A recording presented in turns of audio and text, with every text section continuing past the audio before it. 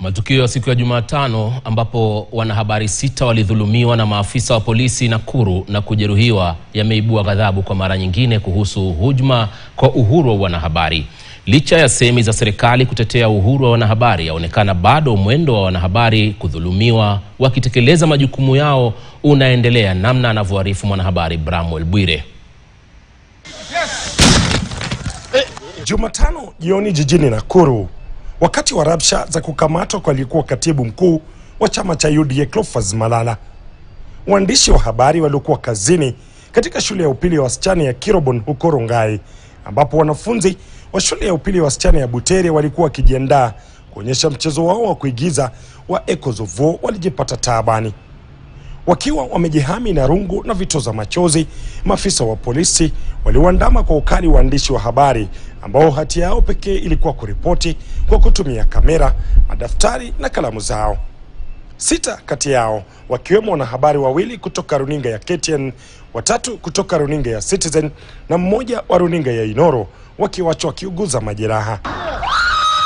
Kisa hiki si cha kwanza cha wanahabari kudhulumiwa. Wakati wa maandamano ya Gen Z kupinga mswada wa fedha, mwanahabari mmoja wa shirika la Mediamax huko Nakuru alijeruhiwa kwa risasi licha ya kuwa alikuwa amevalia mavazi ya kumtambulisha kama mwanahabari. Julai mwaka jana, mwanahabari mkongwe Macharia Gaitho alitekwa nyara na maafisa wa polisi na baadaye kuachiliwa kwa kile maafisa hao walisema ni kukamatwa kimakosa. Kati ya waliojitokeza kushtumu kisa cha Jumatano ni waziri wa usalama Kipchumba Murkomen na shirika la Amnesty International.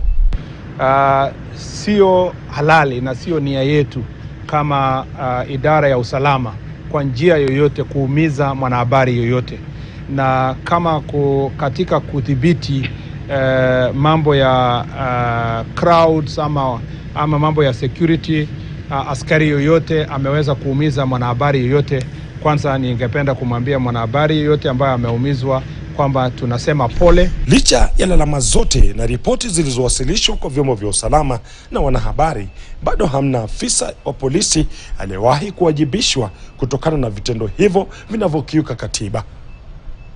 Bramwell Bwire, KTN. Na tukisalia kwenye matukio ya